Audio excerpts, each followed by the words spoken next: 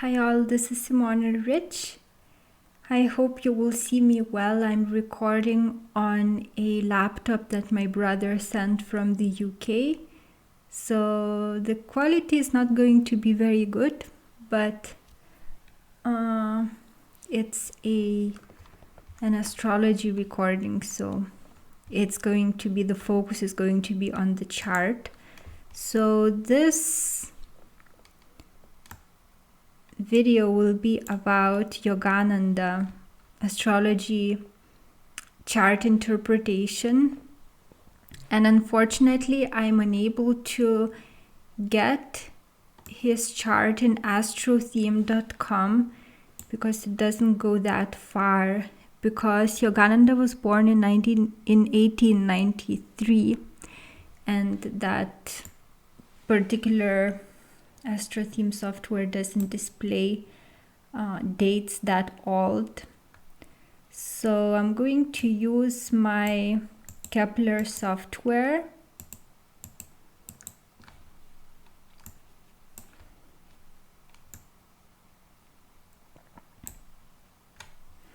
to see what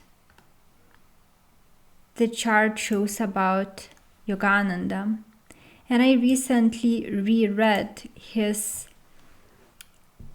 book, Autobiography of a Yogi.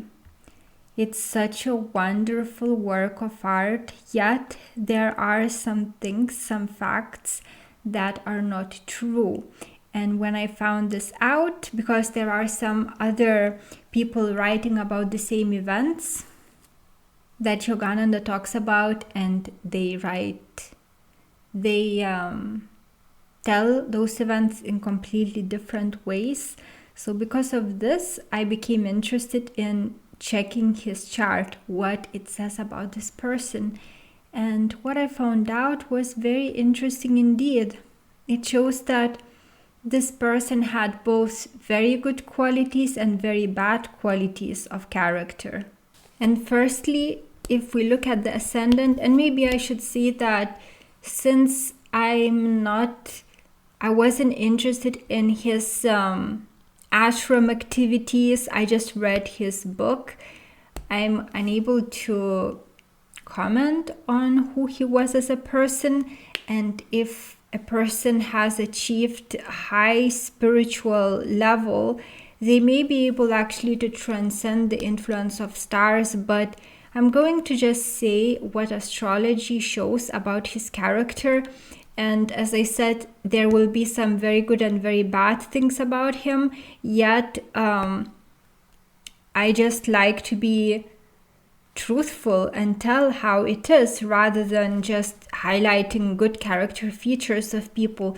And this sometimes upsets people. Like, I remember I got a request to do one chart, and I recorded a video about that celebrity, and it was it showed that the character is not good, and that person got really upset. Well, if you want praise, it's best to go to just listen to what fans of this person has to say, because I'm just going to say what I see, and it's going to be both good and bad. So firstly, if we look at the ascendant, we see it's Virgo. It already shows to me that this person has he could have some health problems, or health may not be that strong.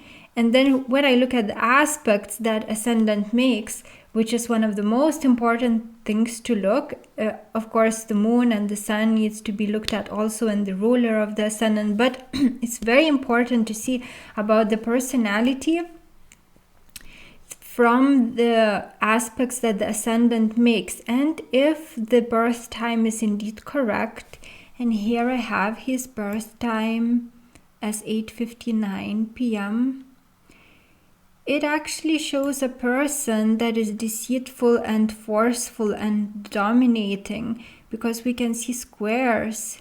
We can see that the ascendant is squared by Neptune and Pluto conjunction in the sign of Gemini. And interestingly, his midheaven conjuncts Hyades, and the star, the number 1 Hyades, gives profound lying ability and thievery and criminal activity, dishonorable, contemptible behavior, and so forth. And this is the midheaven.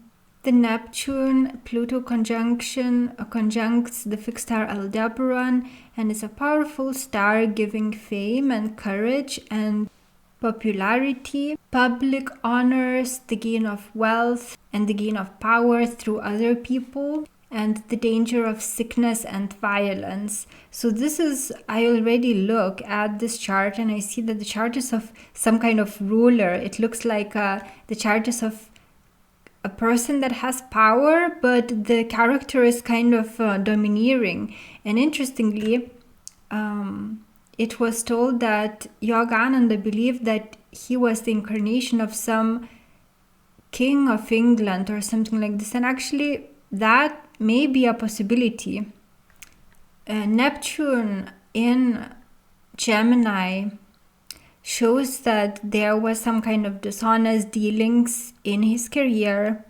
It shows vagueness and deception, deceptive communication, disinclination to structure, chaotic dealings with paperwork, and there could be the need to deal with a lot of paperwork in his career.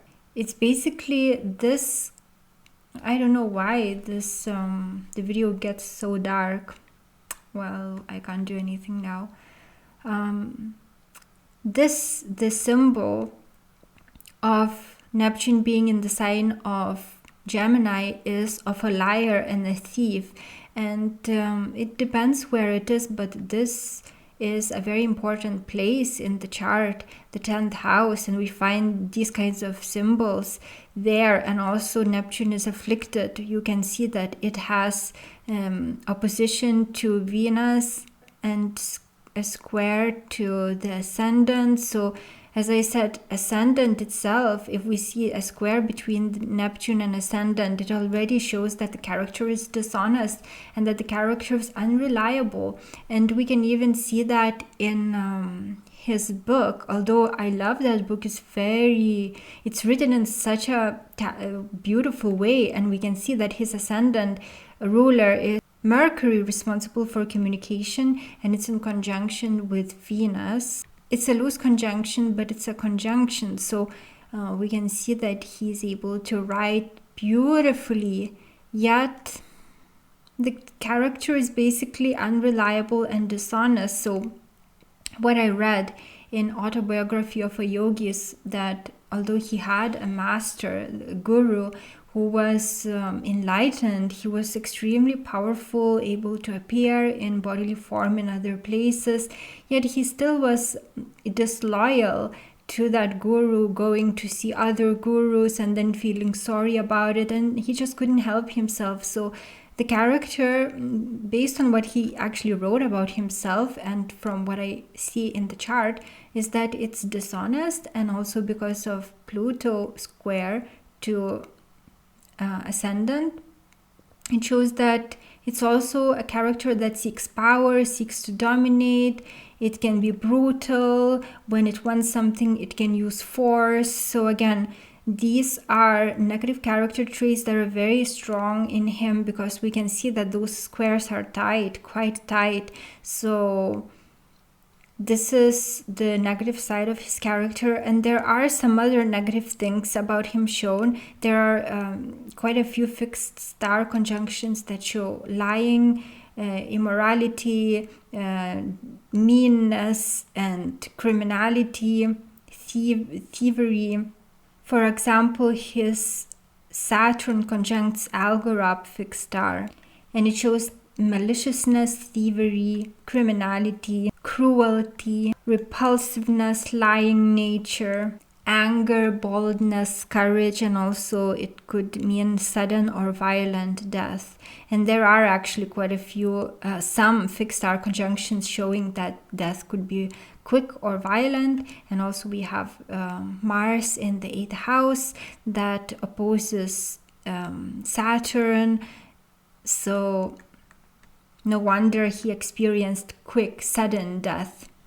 Going back to some of the other negative character traits, we can see that his sun is in Capricorn, which further reduces vitality. So ascendant, Virgo ascendant already shows reduced vitality, or like that the person may get sick quickly. And then we see that the sun in Capricorn further reduces vitality, and the sun is afflicted. It has a square to Jupiter, showing that the person is finds it difficult to resist pleasure, that is excessive, that it could be boastful, thinking of oneself better than the reality, pomposity, extravagance, excessive optimism, and it could show also wastefulness, whilst the square to Saturn shows that the life will have many obstacles, yet again, there are some, as I said, positive characteristics. For example, we find that Venus makes a beautiful trine to Jupiter, which is one of the best astrological aspects to have, showing that the person will not lack money, that things will go easily to him. So these are very opposite aspects, very different aspects. One is the square between Sun and Saturn, which shows difficulties in life, obstacles that the person is only able to succeed through much willpower and action. Yet this trine between Venus and Jupiter shows ease of life. So these two neutralize one another. And it could also mean that sometimes he would have to struggle, and sometimes he would have things going easy for him. He is also shown as highly intelligent and possessing emotional intelligence.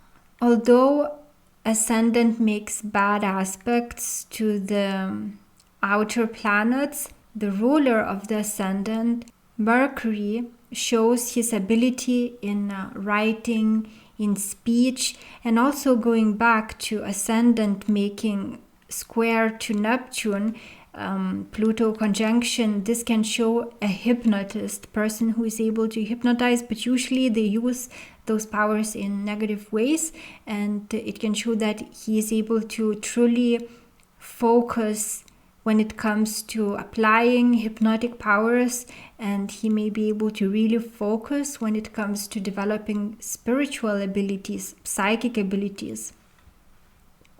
So going back to the ruler of the chart, which is Mercury, we find that it conjuncts Venus, which is excellent because it shows that he has good social manners. The way that he comes across makes him popular. It's easy to like this person because his social manners are well developed. But usually from where it's the sign that it's placed in, and the fact that Mercury is quite weak, and then we find Venus in conjunction to it, it's the character that he displays in the public may be just an outer shell, but it isn't true. But it's a very pleasant, beautiful outer shell that attracts people to him.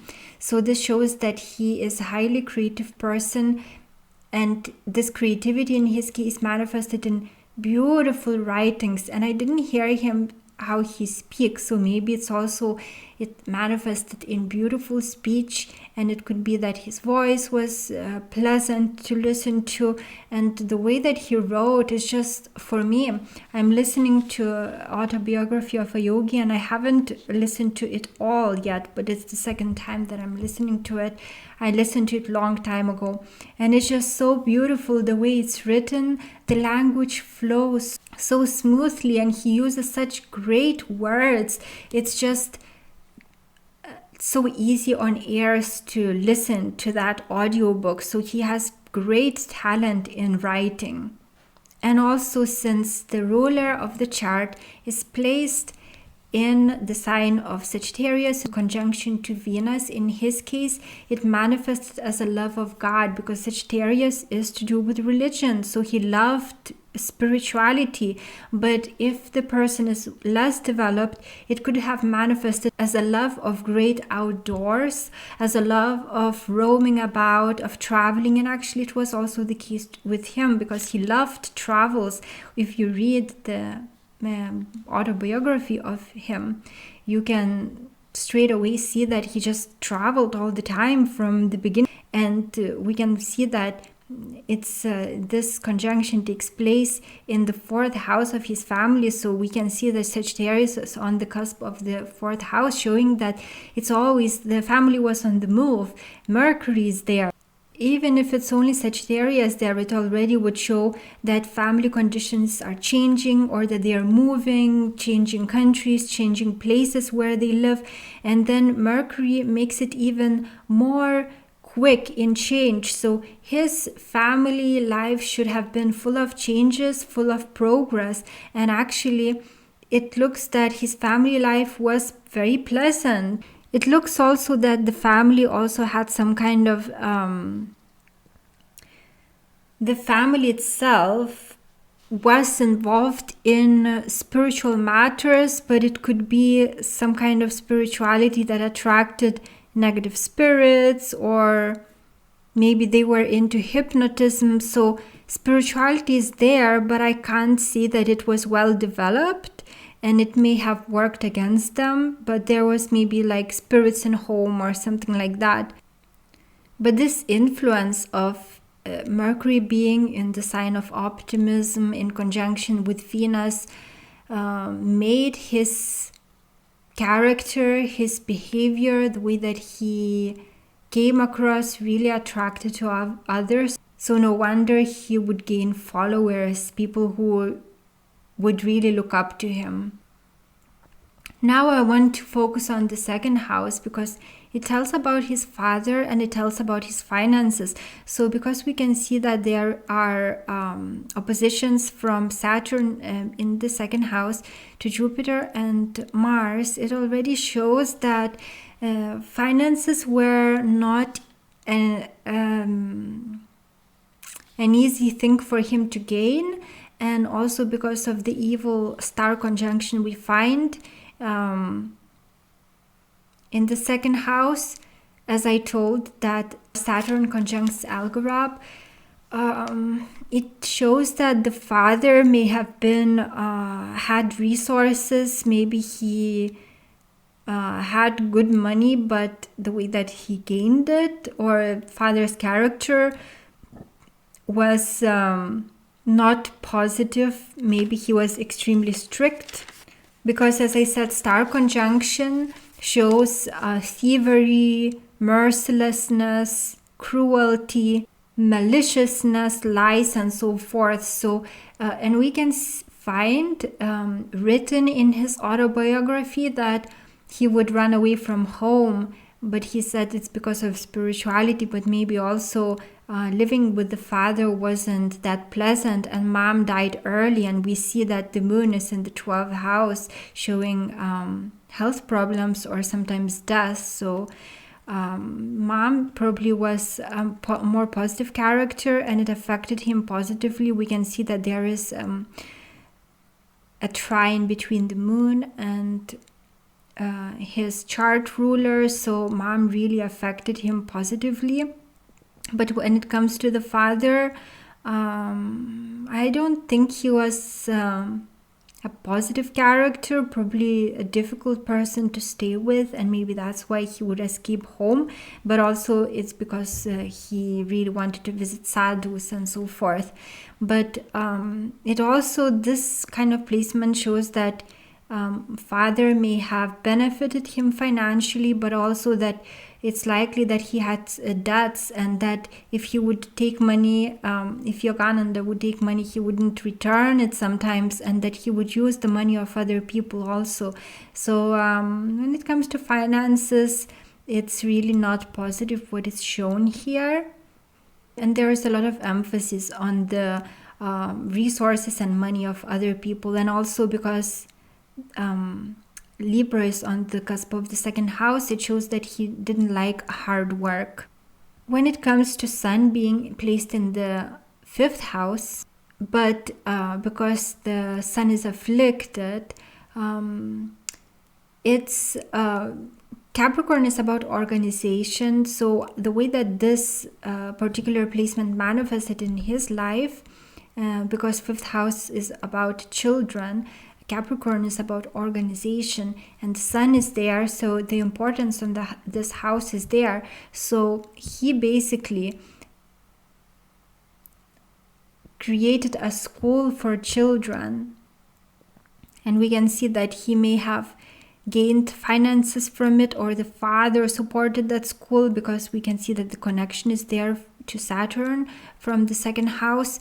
And he probably was a strict teacher or master, schoolmaster, but he really was interested in educating children. So in this way he gave structure to children, which Capricorn represents.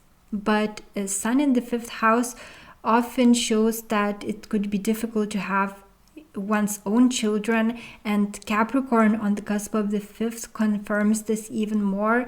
And probably he never had children, although I read that there were some court cases of people claiming that he had a child.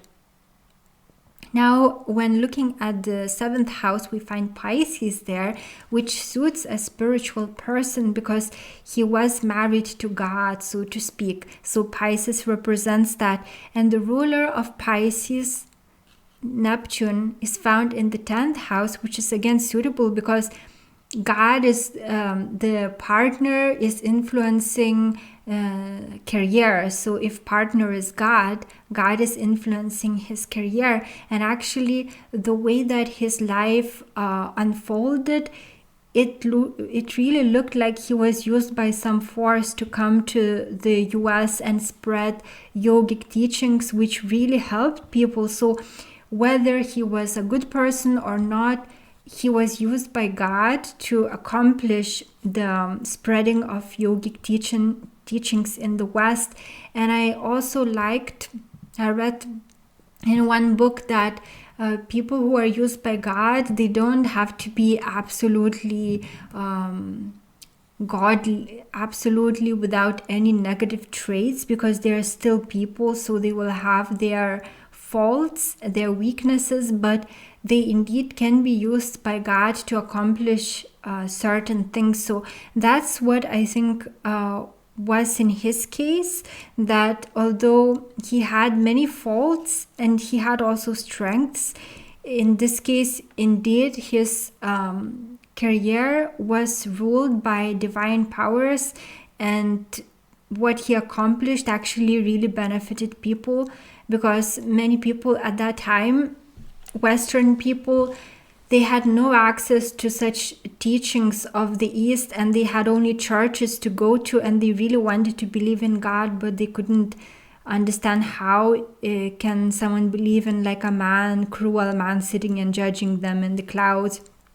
So it really opened the West to higher spiritual influences, the way that I see his life. Now, Jupiter and Mars being placed in the 8th house shows that his desires were really strong, and we can see that there is a square between the Sun and Mars, and Mars is in Aries, already very powerful, placed in the house of Scorpio, and the Sun in Capricorn represents patience, being able to achieve long-term goals. And although the square itself between Mars and Sun shows impatience, Capricorn neutralizes in some way this, at least in some degree, this impulsiveness, and makes him really determined to achieve what he wants. And because we find Jupiter there, spirituality symbol in Aries, it means he was extremely ambitious about some religious spiritual goals, and that it also could mean that he was using religion to gain status or to gain power. And also, I guess I should discuss the 3rd house influences, because we find Uranus there in Scorpio, and it means that the mind is penetrating, that he was a natural psychologist, able to understand what drives people, why people act the way that they do. Uranus conjuncts a crux star, which is often found in the horoscopes of astrologists and occultists, the star of mysticism. And his Uranus conjunct Alpheca, which is again the star that gives psychic abilities, increases idealism and intelligence, so we can find positive influences when it comes to his mind. And it was told that sometimes he would be able to just say something out of nowhere and that thing would come true. So this is the influence of these fixed stars. So the way that I see Yogananda from this chart is that he had a really beautiful and social, intelligent, pleasant side that attracted him to others. And because he had so much willpower and force and magnetism, it was very easy to get attracted to him. But he had a lot of things that he needed to work on, like he could be very mean. We can see that. And he could be very forceful, determined to achieve his goals no matter what. Even he could use spiritual powers for something negative. So he had such character traits to battle with. And since I don't know him, I cannot tell whether he overcame those traits. I could look at the aspects, whether they are tightening or decreasing, to be able to see what stars tell about the progress of his personality. But again, was he able to rise above stars, then these symbols lose influence over him. So only people who were close to him would be able to tell what actually happened, how his character developed. So I think that's all that I wanted to share with you about this chart. I guess I should also mention that looking at the angles of this chart, it shows that his life was always full of movement and changes, and he liked speed and different sights and different experiences. I forgot to mention this, and it's important because if angles are in stable signs, then very often people don't move about much and they don't have many changes in one's life. But look at the angles of this chart showing many changes, and indeed he experienced so many different things in his life, interesting spiritual experiences, going through throughout his country, India, seeing all the spiritual places there, and then even traveling to the US, which was not usual at all at those times. In those times, to see an Indian person in the US. So I guess that's all I wanted to share with you about his chart. I hope you found it interesting. Thank you for watching. Have a great day. Take care.